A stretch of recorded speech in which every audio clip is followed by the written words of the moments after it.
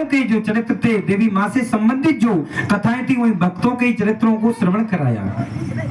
क्योंकि कथा होती है उसमें तो बहुत लंबा समय रहता है और अनेक कथाएं श्रवण करने के लिए मिलती हो, तो समय अनुसार थोड़ा सा कम से कम श्रवण करा सके, कुछ अपने जीवन में उतार सके।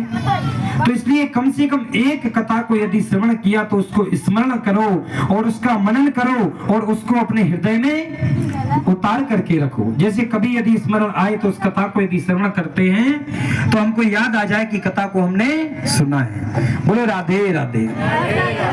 नहीं महाराज, वरना तो कई जगह ऐसे श्रोता होते हैं तो कहते हैं श्रोता भी 3 प्रकार के बतलाए। पहले दिन शायद बताया होगा कि सबसे पहले महाराज कहते हैं, सबसे पहले कौन होते हैं? बोले श्रोता। श्रोता का मतलब भगवान की कथा को श्रवण करें और भगवान की कथा को स्मरण करें, फिर अपने जीवन में उतारें, वो कौन होते हैं? सच्चे श्रोता। और दूसरे कौन होते हैं महाराज? बोले सरोता।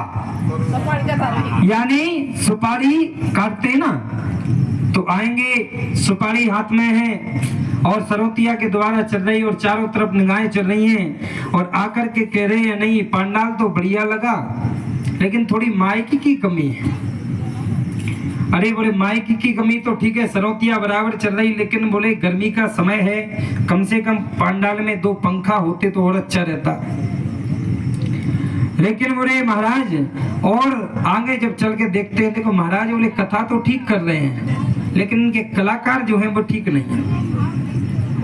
और कई आगे आते, चलो यजमान ने करवाया तो ठीक है, लेकिन व्यवस्था थोड़ी कम से कम 1 आध दिन भोजन प्रसादी भी करवा देते तो बोले भंडारा होता तो अच्छा रहता। और